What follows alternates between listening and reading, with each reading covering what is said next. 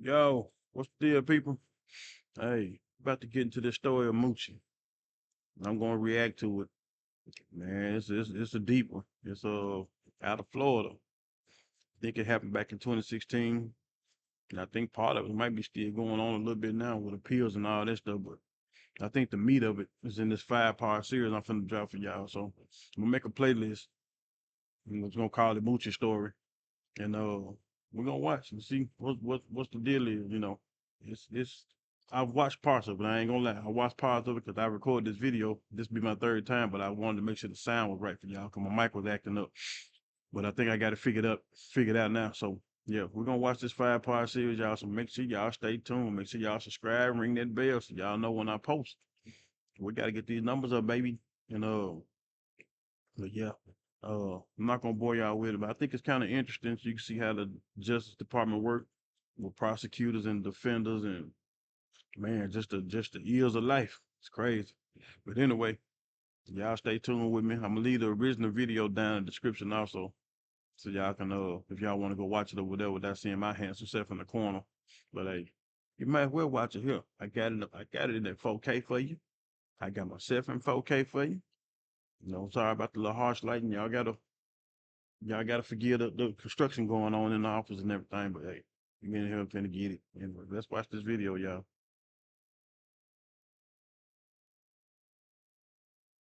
Also, my bad. I got people around here working also.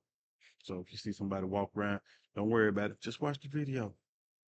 I'm just grinding to get this content, baby. Even when working, we grinding out here. Anyway, you about to have a day with Jay. Let's watch this video, man.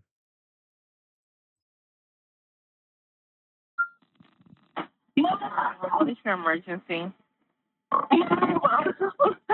mom killed herself. Okay. In the bathtub. Okay, what is the address of the emergency? 10327 Southwest 22nd Place, Daisy. Okay. Breathing? No, she's not. I Not tried. breathing? She's not. Oh my God.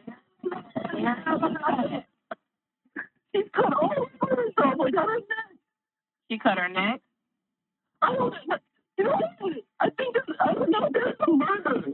I think. Her hands are tied. Her hands are tied? When did she No. Okay. And I think there's a lot. Oh my. Yes. I whole house has been rummaged through. What did you find? I found a broken door. And you found a broken door where? On the guest room. Justin? What the fuck is my knife? This is dirty. Okay, were you saying something about a knife, Justin? Yeah, I just found a knife near my front door. I'm just walking all around my house right now. Just don't touch anything.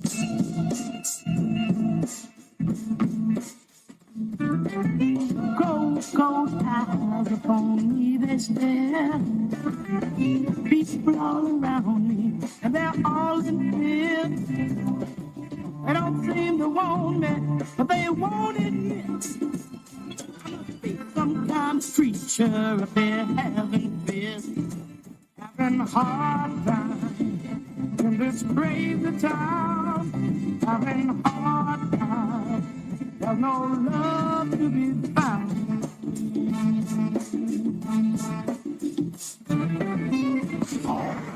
This morning, a murder mystery in a quiet, gated community.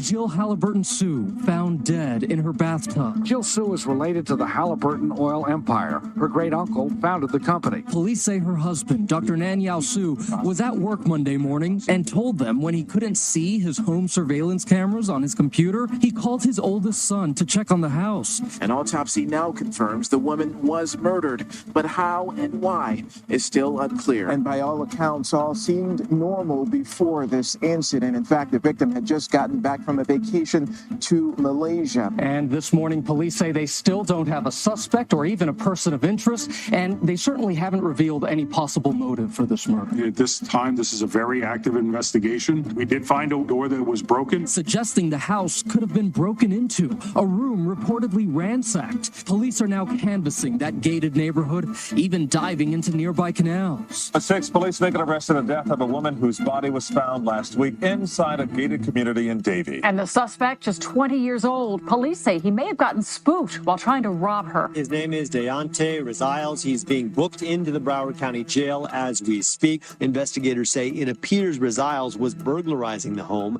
and didn't think anyone was inside. Detectives say he has a history of breaking into high-end homes. Why he chose Sue's residence is still unclear. Cops don't know of any connection between him and the family. They're also trying to figure out how he got into the gated neighborhood and got away undetected. Detectives won't say what led them to Rosales, but sources tell Local 10 it was forensic evidence discovered at the murder scene. His DNA was present, and it was unexplainable. The police had no idea. The Davie Police Department had no idea who Deontay Rosales was. They had no reason to suspect him. In fact, they didn't suspect him until his DNA popped up at the scene. I didn't think it was real, Sam. I thought I was sleeping. When I was in the investigation room, I'm biting inside my mouth because I'm feeling like this is not real. Then they told me what happened, and then they told me what I'm being charged with. So my whole life just fell at my feet. You're going to be here a little bit longer. We're going to complete some paperwork, and you're going to be charged with first-degree murder. Well, first-degree murder, okay? What I'm being charged with first-degree murder for? Can't talk this, so. What?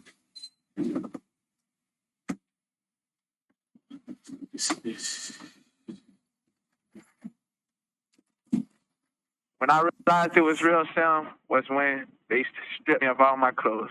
They took all my clothes, and then they took pictures and all that other stuff. And then I was just like, I thought it was over with. I was like, man, my whole life going down the drain now.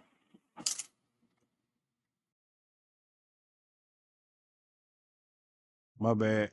It's 2014 when this went down. So, and now it's 2025. So, do the math. Anyway, let's keep going.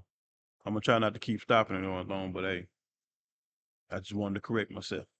So I already starting out crazy. You know what I'm saying? All right, let's get it.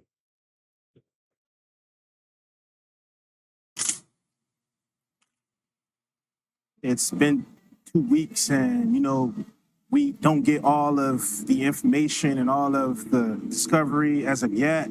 They just give us a body, and they just give us sort of like, okay, this is why he was arrested, and this is what he was arrested for. So there's not a lot of information that's coming in right now, but only thing that we know is that they're saying DNA puts our guy there. Mr. Rosales becomes the suspect because his DNA is found on 2 items. One is a knife that's found on the front porch.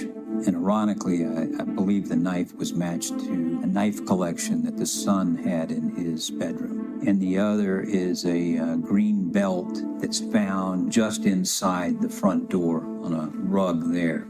Mr. Rosales' DNA profile was in the system from an earlier case that he had. And of course, when they linked it up to him, they went and arrested him. It's not a lot of DNA that you would expect in a murder case to be there, especially one that is so bloody and gruesome and seems like someone that was, still able to fight back and things like that. It's very minimal DNA, but that's the strongest evidence against Deontay that they have. So on September 7th of 2014, Nanyo Su and his wife Jill Halliburton came back from Malaysia after being there for 2 weeks. On that day, their son Justin Su picked them up from the airport about 4:15, 4:30 in the afternoon and drove them back home. They were up most of the night because they were jet lagged, and Justin stated that he didn't go to bed till about 2 o'clock and his parents were still up because of the jet lag. Now, Justin had to go to work, and he was working at Broward Community College, which was directly across the street from where his father was working at the University of Florida at Davie campus. So he leaves the house about 9:45, and the video camera pictures from the yard gate has him leaving at that time. And Yo, at some point in the morning, decides that he wants to go to work. He gets up. He then leaves for work sometime around 11:30. His work is about 8 or 9 miles away at the University of Florida. When he gets to the office, sometime about 45 minutes into his job, he claims that he went on the computer to the drop cam access just to look and see what was going on in the house. That's the time I saw a cooking home, and I saw this figure with white towel type of thing cover his face. My memory is probably not very good because it's just a glimpse of that. Okay? And wear something probably whitish shirts, jeans or some kind of darker pants. Pants or shorts? Can you tell? I don't know. It's probably, I can't tell because very, very quickly that happened. He walked, kind of looking down, he walked over to TV camera, and next thing I know, a TV camera is covered. Nanyo had ordered this camera 14 days prior, and there was a 14-day trial period. And during that time frame, he was allowed to capture any images into a cloud that that was captured on the camera. So on that day, when he gets back on the 7th, the 14th day grace period had expired. So he's not seeing a tape delay. He's not seeing anything like that. He's looking live. The person I know, you said a male or whatever. Could you tell if it was a male or female? I think it's a male. Okay. But skinny. Okay. How old does this male look? 20-ish. Okay. Looks like, it doesn't look like very old to me. Okay. I can't see the face, so I can tell. But from the body language of that, he's not shrugging, moving body is rather smooth. You tell white male, black male, or? Looks like a white to me. Okay. The father then proceeds to call the son and asks the son, hey, are you playing around with the camera? The son says, no, I'm not playing around with the camera. He says, well, I saw someone in the home. Can you go home and check on your mom? I will walk into my garage, take off my shoes. I look at my room, and there's a drawer in my room with a bunch of knives. I collect like a bunch of knives and stuff. That was open. I'm like, that's weird. Like, and then I get to the living room, and I look left, and I see that the camera's been just literally ripped out. It's not even there anymore. And then I hear the water running. I walk in my bedroom. I see her. She's in the tub. Water's flowing. Her face is in the water. My first thought is I thought she committed suicide because I see there's a lot of blood, and I remember I dragged her out, and I started going freaking out, and I tried pushing her, starting just listening for her breath, and just like putting breath into her lungs, but it's like blood. Law enforcement gets there, and they does their canvass of the neighborhood. They find the lady across the street, Betty, who states that sometime around 12:03, 12:05, she says that she just sees a door close. It appears that there is a crime scene that occurred in the foyer next to the front door, because law enforcement from the crime scene photos, you can see blood droplets out there, okay? So that clearly means that somebody would have had to stab her. She'd been stabbed approximately 13 times. He then picked her up and put her in the tub and filled it up with water. First impression of the police when they arrived in the house and they saw the body, they said this had to be a murder of a passion. Like someone whoever did this knew this woman. This was a rage-style murder. If you're seeing 20, 30 attacks, particularly if those are occurring to the torso area or the neck or other sensitive areas, that indicates the person kept stabbing beyond what was absolutely necessary for that crime to have been committed. And that can indicate, again, that emotional closeness. There's some sort of, emotional investment. The person's angry at the victim. And I wish I could tell you, every single specific thing, but there's just some things we have to keep close to the chest. But I mean, it's just the whole house, the way it's laid out. It doesn't seem like, we were at robbery for many years. It doesn't seem like a home invasion robbery. The police are saying that the point of entry where the perpetrator may have come through, no one possibly could have came through that way. If they did break in that door, the first thing the perp would have did was open the back window. He would have unlocked the sliding door so that he had a way to get out. The detectives confirmed that all the doors in the house were locked. If you're a burglar and you're going into the house, at what point, after you've killed this lady, do you then go back out and then relock the house? Because there would be a key missing. And then the whole thing about this case is there's nothing missing in the house. Nothing's been stolen. Nothing taken. There was an iPad, there was a MacBook, there was a laptop, there was iPhones. Nothing was taken. Nothing. So either the person who came there just came to kill that woman, or they came there and they tried to commit a burglary, but they left everything that they got behind and just did this. That's not an MO of somebody who burglarizes homes. So what ended up happening was police questioned the son and they questioned the father. And when they questioned both of them, each of them, they had a preconceived notion that one or both of them was responsible for the death of Jill Halliburton Sue.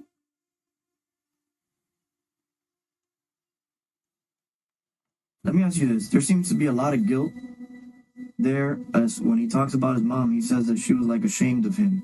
Why does he say that? Well, because he didn't make through the grade to even, make through the 2 years in session. Mm-hmm.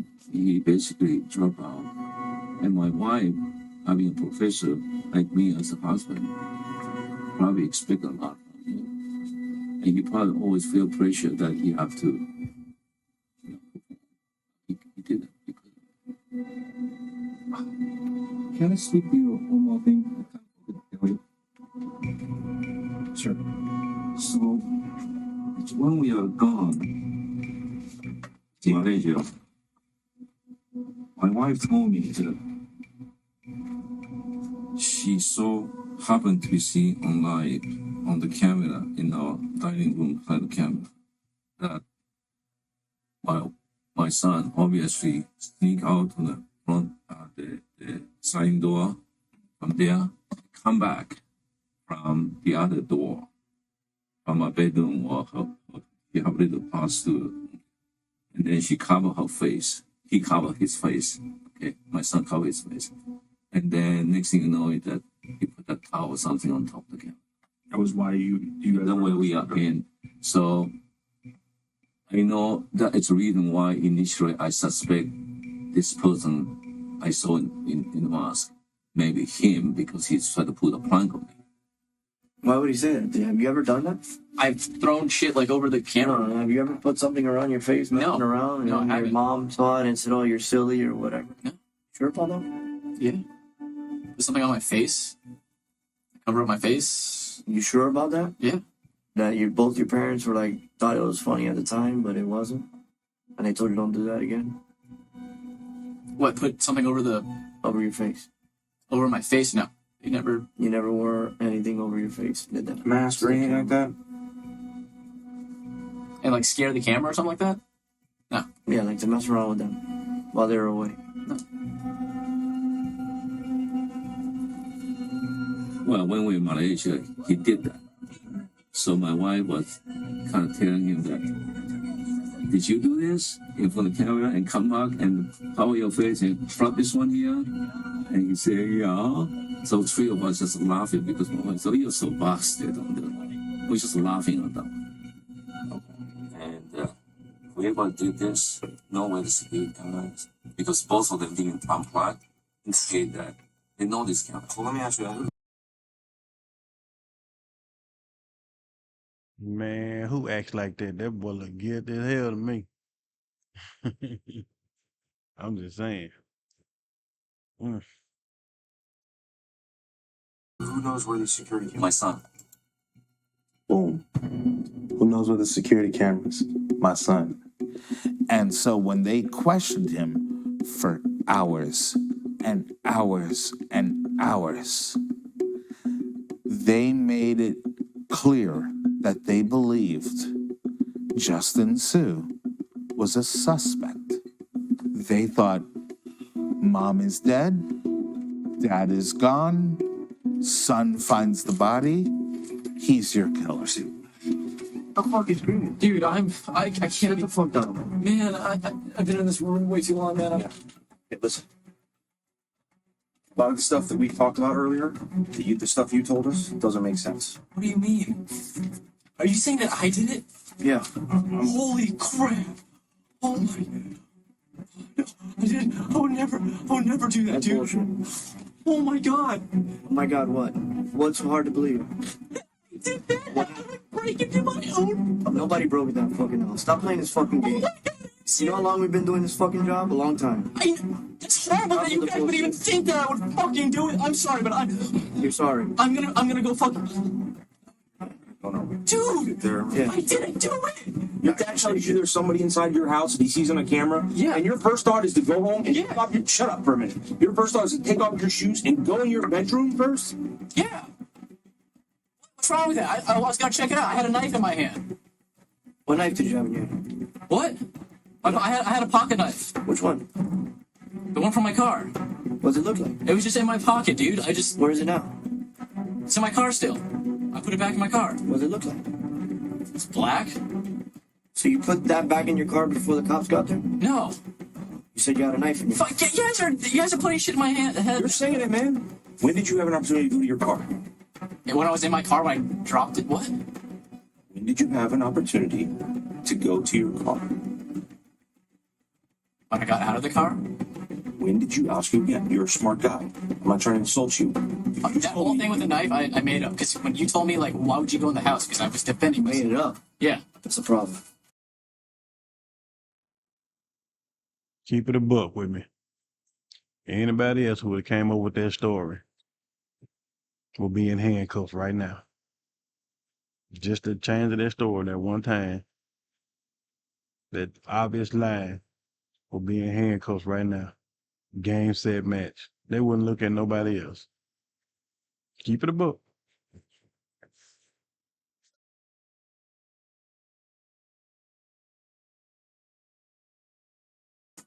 Sorry. Don't do that again. I just told you you're not making sense and your stories are all over the place. And you're just gonna sit here now and tell me you made that up about going back in your car? Yeah. That's the only thing I lied about. Sorry. No, you said you were in DC, right? Yeah. In the library. Yeah. Why? Oh, I'm just making sure. So you don't tell me tomorrow or later on today, oh yeah, I forgot to say I wasn't really at the library. Check the garage, man. I was I there. don't need to check the fucking garage. I don't need to check. Why not? Because you said you're in the library. So? What's wrong with that? What if you're not in the library? Then where were you? In my car? What were you doing? Sleeping. So I'm asking the same question again. So you don't fuck this up. Be honest with me. Did you stay in your car sleeping or did you go to the library? I say that. Okay, I'm sorry. I said that too. You fucking lied about that too. Because I don't want to seem like a. It's two lies. I'll just point out two. That's two lies that why my thing is why would you even have to lie? If you didn't do anything, if the only thing you did was come home and you found your mom deceased, why would you lie about anything? Was she stabbed repeatedly, many times, viciously? She was multiple times. Indicating this is more like emotional charge type of rage kill type of thing. You think? I don't think so.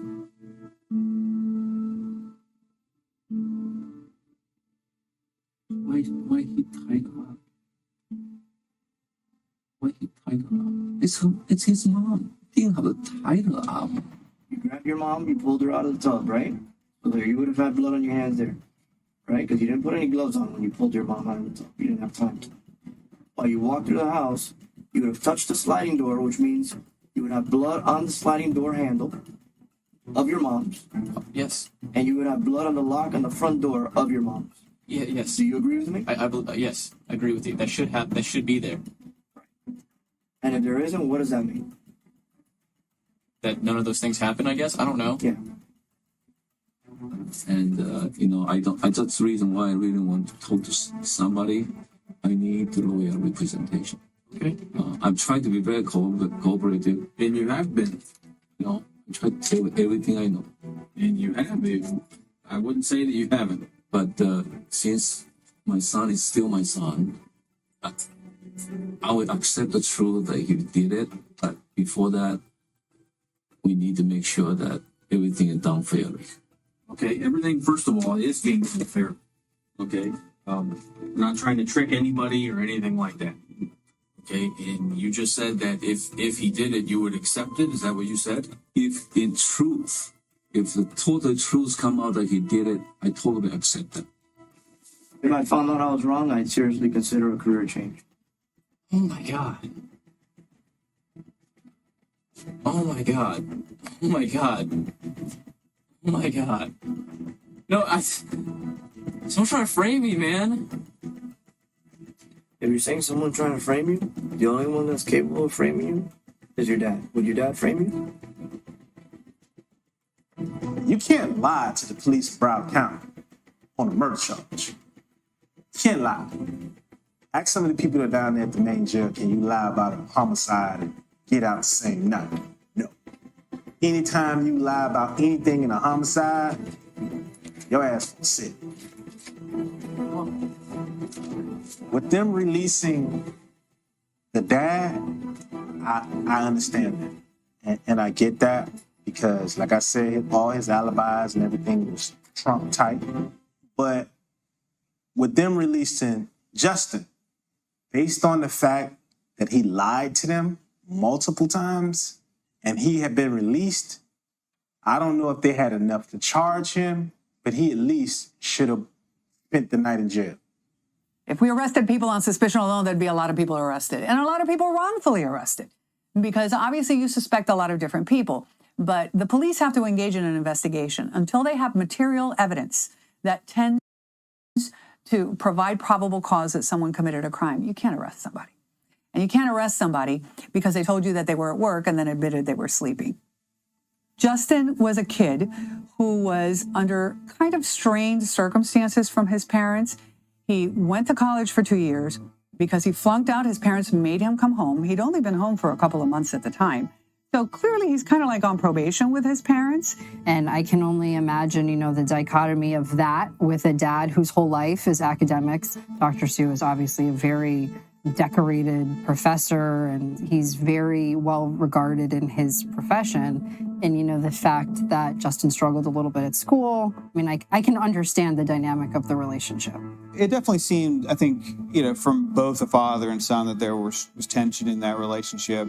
You can see that on one hand, his father acquiesced fairly quickly to the idea that he might have been the perpetrator. And, you know, when Justin lied, it was possible that this may have been motivated by fear of his father. But it would have to be really, really significant, I think, for him to think that lying to investigators was the better choice than simply accepting whatever disagreement with his father might have resulted. Justin had a lot of knives because he was very into fishing, which is a common thing in Florida. A lot of people are into fishing, and a lot of them have a lot of knives. But Justin also had, according to police, a bit of a heavy drug usage habit. And he was using something called DAB, which is apparently 80% THC. Now, anything above 20% THC is considered high. And that's not exactly trivial when you're looking at what happened with his mother. Justin and his mother had always been very tight, very close. But sometimes it's those relationships that are closest to us that cause the most extreme reactions. There had been more tension in their relationship since he'd come home. Had there been an argument? Had there been an escalation in that tension? We don't know. Both Dr. Sue and the son were questioned by police, and neither have been considered suspects. However, I don't want to say anybody's been ruled out or is a suspect. I mean, at this time, this is a very active investigation. When you have a lot of money, there are lots of different potential motives. Did she just recently inherit? I know her father died about a year ago. That could mean she came into a lot of money recently. Who gains money when you die? Your heirs. Does she have a will? Did she promise in that will to give lots of money to one of these foundations that she volunteers for? You got to think about that question. The deceased is an heir to the Halliburton fortune. So the Halliburton company made millions, if not billions of dollars off the Afghan and Iraqi war. If you recall, George Bush gave that company all kinds of work to supply munitions, supplies, and everything, and there were no bid contracts because it was an emergency. So this is a high-profile case. You know, it's like, well, we got to find somebody. There's a lot of pressure on the police to solve this crime. And the Sues are saying that someone burglarized their home and they killed their mom. So the first thing the cops are going to do is they're going to start looking at all the burglaries that happen in probably a 2 or 1 mile radius of that actual place. And they're going to start trying to find suspects. And I think what they did is they just found a suspect. What happens 7 days later, they process the scene for DNA, and lo and behold, they find the knife that was on the front porch. They do the DNA, and lo and behold, there's a hit on Deontay Rosales.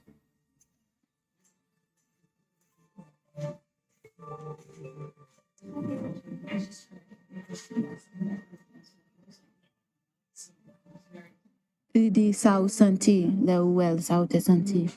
No, South Santi, Kizron Santi, the hotel where Deontay. Oh, I feel like my whole body go down because it's my first son. I don't have nobody else. That was my oldest son. Mm-hmm. He was the one who was going to depend on me. I only have trois chimons again, ou même Deontay. So, when moi, c'est comme ça, ça peut me venir well.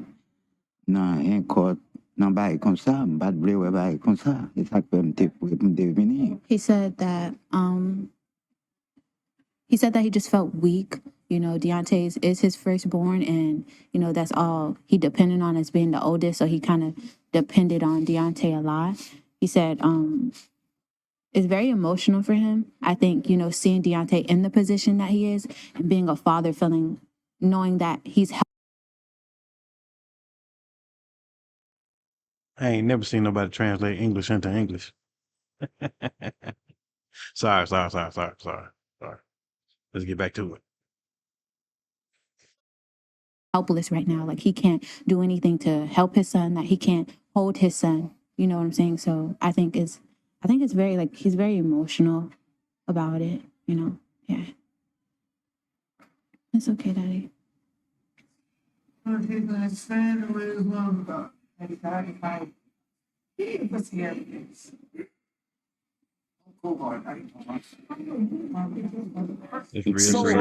hard for me is that we have, it pains me to say it, but we have a black young man in jail for a crime that the husband said he saw on videotape was a white guy. He clearly states it. My job as a prosecutor is to do what is just, not to prosecute any particular person.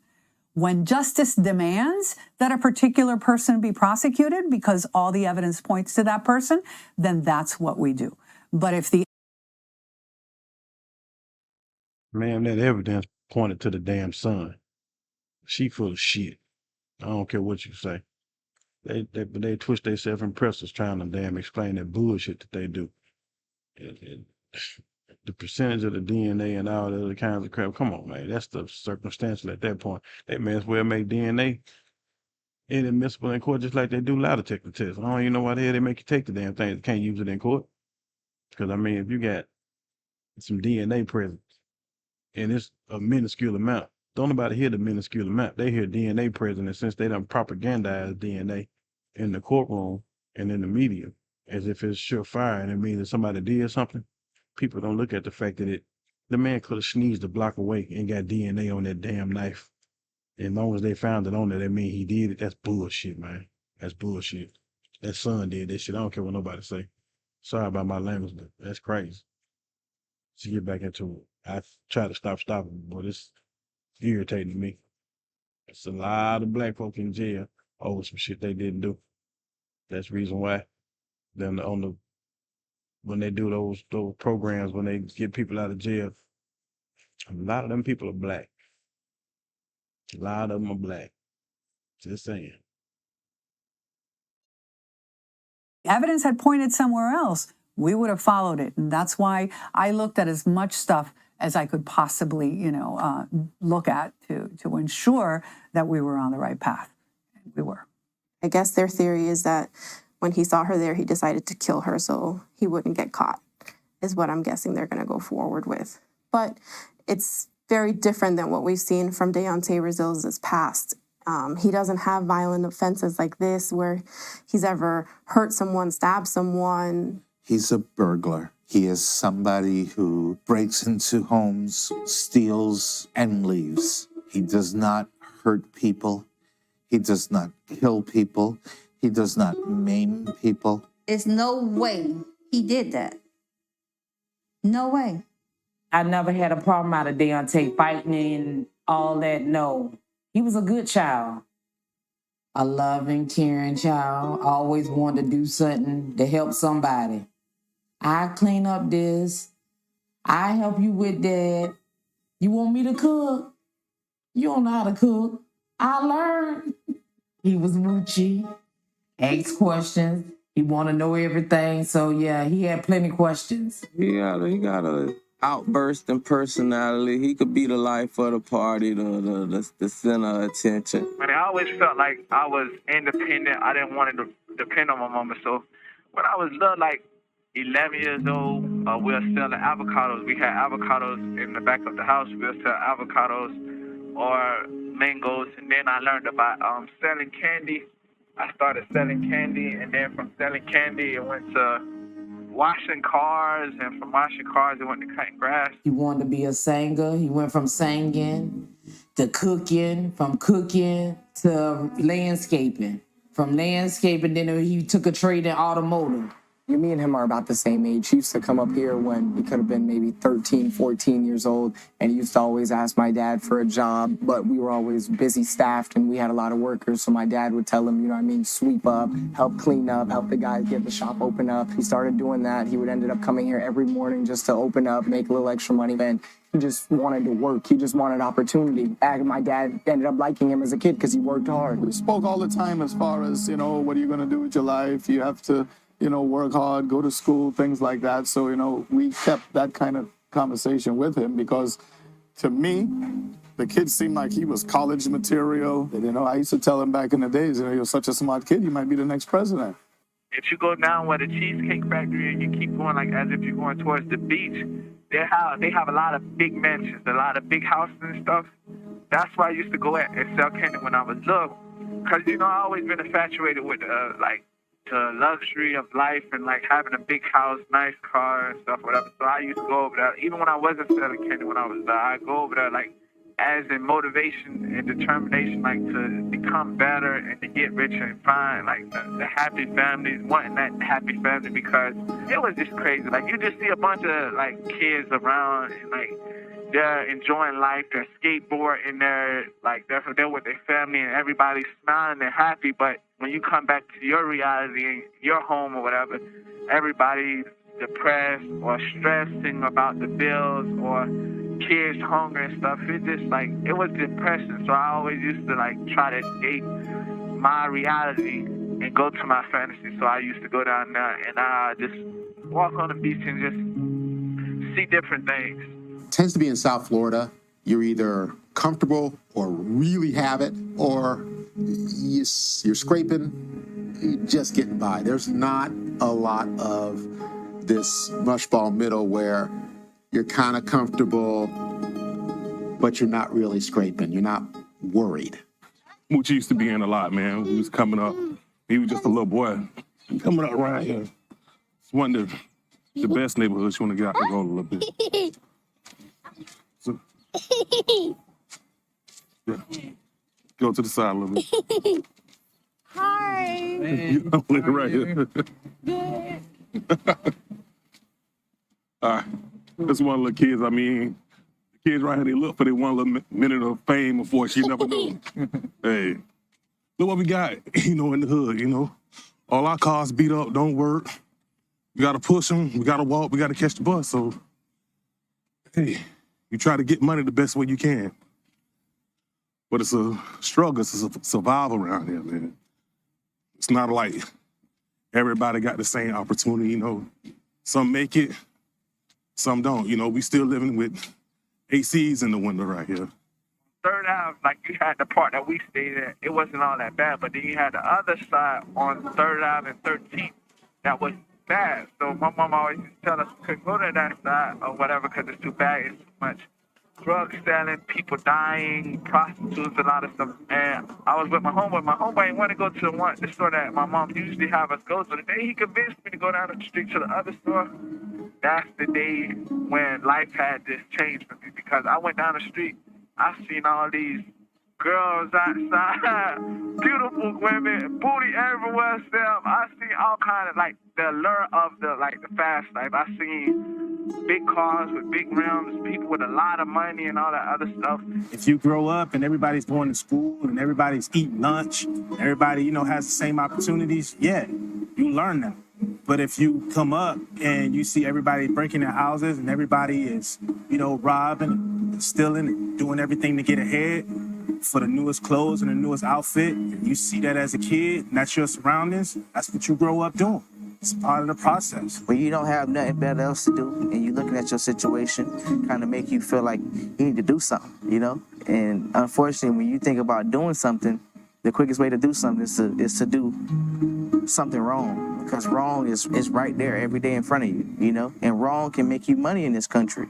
He got arrested for B&E, him and some other boys. They sent him off to Doja School for boys that was a level 6-8. You could be in there from 6 months to 8 months. And he was doing good when he got out of the program, to be honest with you.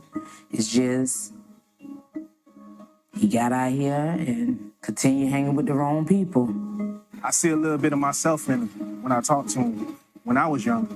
And how, that anger and that feel like being cheated because you're not getting a proper childhood that a normal child gets. And so that could be one or two ways. You can get angry or you could do something about it. I think Deontay was in the middle of that. He would buy turkeys and stuff like that and give it back to single mothers and things like that. So he was kind of like a neighborhood hero, especially when you're coming from a community that's kind of downtrodden and, poor. When I went to set up an account, I bumped into some lady. She said that he helped pay her light bill was $400 and something, and her own grandkids wouldn't even help her pay her light bill. And she said, your son paid it for me.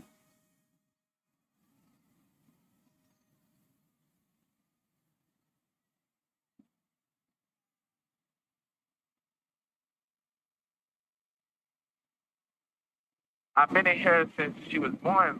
She brought her to visitation, and just seeing her on the screen, she had her tongue all out. She had her tongue out, but just looking at her, and she's the spitting image of me. She looks just like me, and just seeing her, just staring or whatever. Because I remember the first time when I found out she had the baby, and then I tried to get in touch with her, and then when I heard her, I heard her cry, I broke down crying. So I broke down crying. That's the first time. I believe that was my second time that I cried, ever been in jail, and that was the last time I cried. But she just brought me joy. You know the feeling that you get when you bring your first child and then you bring your first child in the world. But me and her, we never had the connection of, I got to see her, hold her, kiss her, or spend time with her or whatever. It's kind of hard being in here, but I'll have my time soon.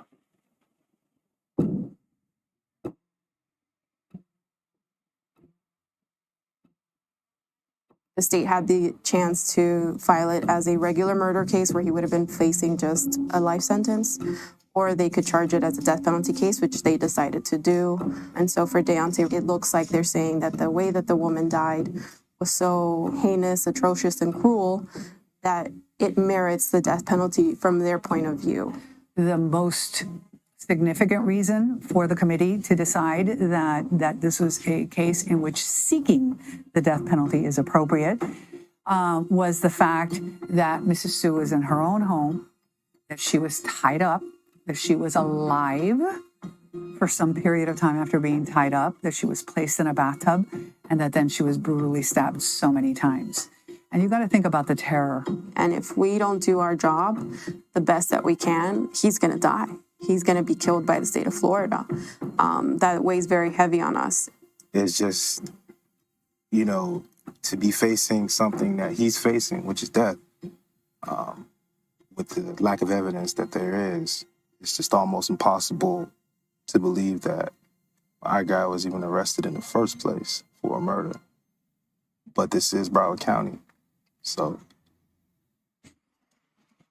Within the last hour or so, the Broward County Sheriff's Crime Lab announced that it's no longer going to do some DNA analysis, a cornerstone of its operation. And the lab faces losing its accreditation. NBC6 investigator Tony Pipitone has been following the science here and joins us live in the newsroom with more on this. Tony. Yeah, the experts who give the lab its accreditation found errors in how it analyzed DNA, mistakes that lawyers say could implicate innocent people. That's why the lab just now has agreed to stop doing some DNA tests and will have. That's crazy.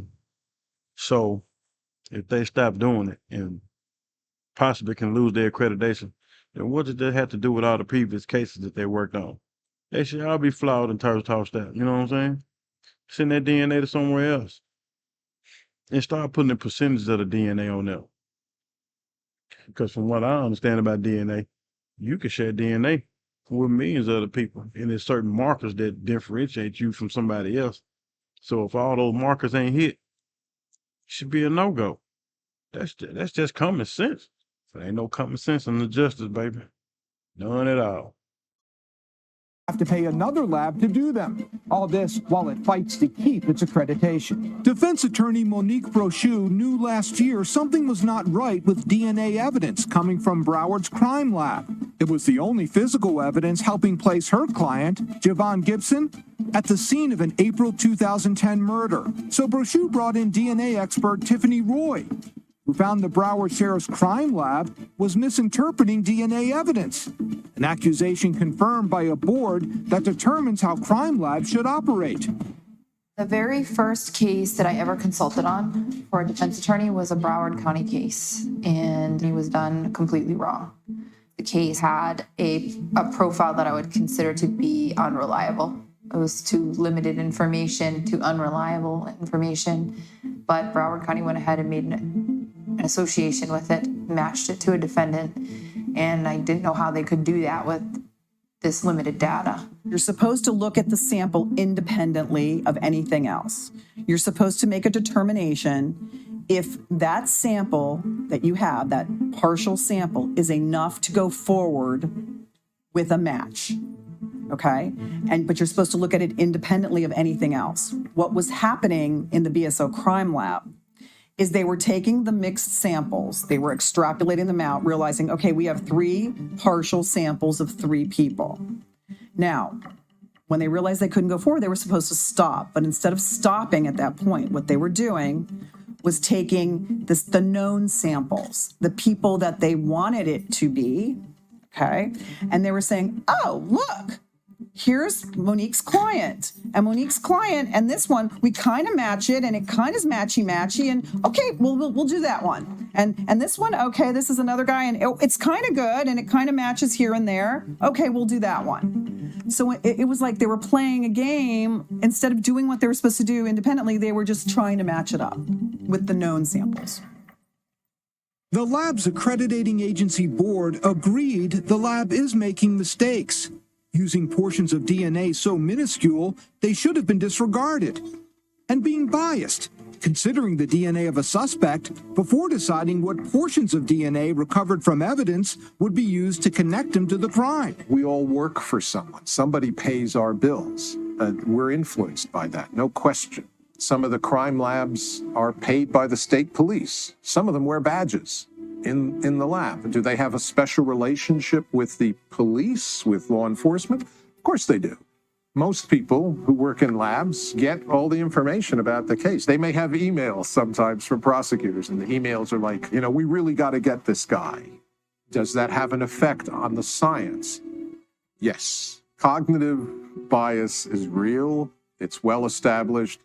And a great example of this is the study by the National Institute of Standards and Technology. 2013, they gave the same mixture data to 109 crime labs. And they asked, is suspect A, B, C, are they included in this ski mask from a bank robbery?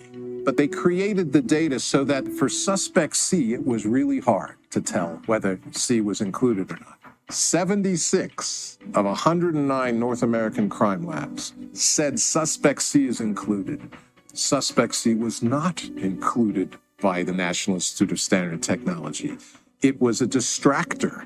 It was a tough problem to see when labs would say it's inconclusive. And instead, 76 labs said this person is included. That doesn't mean we don't trust the DNA. I think the DNA is very helpful if it helps show someone didn't commit a crime. But to convict, we require a jury to find beyond a reasonable doubt. And that's a super high standard. I would hope that if all of the other evidence conflicts with the DNA, you might not want to trust the DNA. The way that DNA has been portrayed in film, on TV, in movies, is that if you got someone's DNA, you're able to identify them. It's an open and shut case. The reality is, it's far more complicated than just open and shut. I'm old enough to be embarrassed about some of the things we used to believe about DNA. We used to testify to a high degree of scientific certainty without having calculated the certainty, because I was taught, as the FBI taught people, to testify that way, to say, I am sure of my results to a high degree of scientific certainty. And then somebody said, that's actually a mathematical calculation. Did you do that?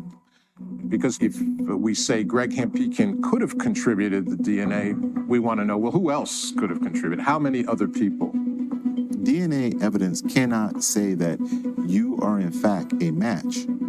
It can say that you are likely a match within the reasonable likelihood of multiples of the tens of thousands.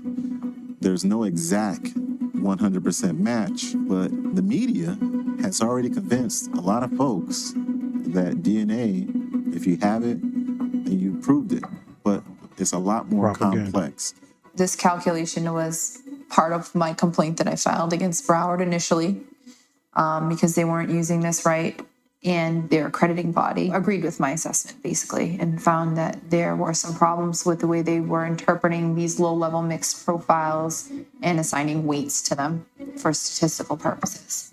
This is a case that would be affected by that. It's very likely that individuals have gone through this system on faulty evidence and ultimately have been convicted based on poor evidence. So we're optimistic that this might benefit Mr. Rezai's case because, as I think I indicated to you earlier, it appears that the only link at this point in time to Mr. Rezai's to that crime scene is some DNA that was on 2 items that were found at the crime scene. We're taking depositions now of people that collected the DNA sample first before we get to the people that analyzed it, so that we get an idea of how it was collected, what was done with it before it got to the lab, those kind of things. This is a death penalty state. We execute people here, and it absolutely needs to be done right, and nowhere is it more important than in states that do that.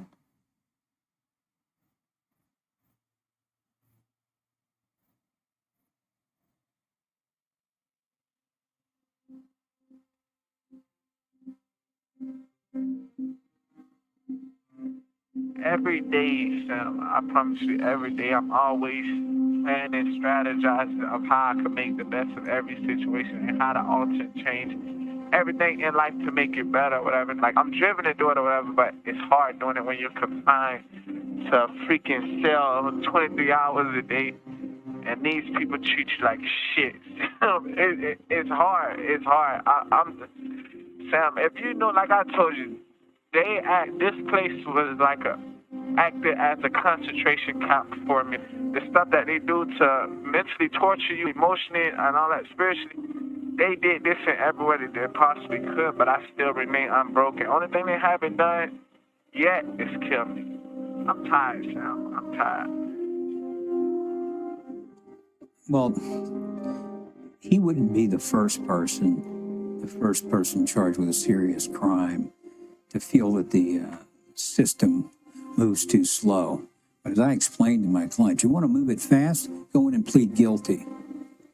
Otherwise, let your attorneys have sufficient time to prepare these cases. There's a lot of depositions to be taken. There's various pretrial motions to be filed. And remember, you get one trial, and then it's just a matter of logistics. At this point in time, I've got a half dozen murder cases. So I've got to work on all those at the same time. I'm in trial on other murder cases that predate Mr. Rizal's case. So that takes me away from prep time here. There's nothing to be served in a case of this magnitude by rushing to trial. Life brings you to that point of depression, or when you're sad and you're depressed or anything, you just look at it. You have the power to change it. In your mind, and you have the strength to change anything that's wrong in life and that you don't like, or that has you feeling depressed or anything. You have the power to change it. And then it's the same way if somebody tries to come and bring harm to you or harm to your family. You have to defend yourself. You have to fight. You have to stand firm. You can't let nobody back you down, because if you allow somebody to back you down, then you lose. But when you stand firm and you fight, that's when people back off.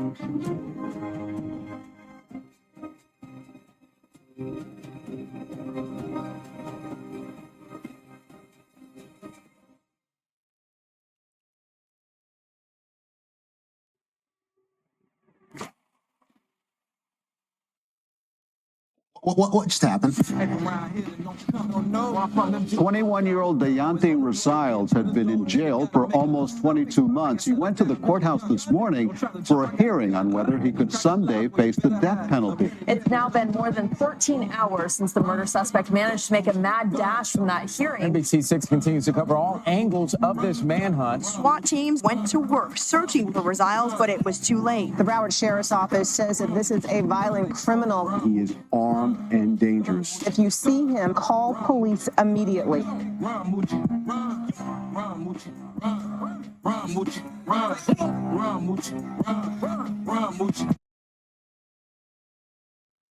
All right, y'all. There's episode 1.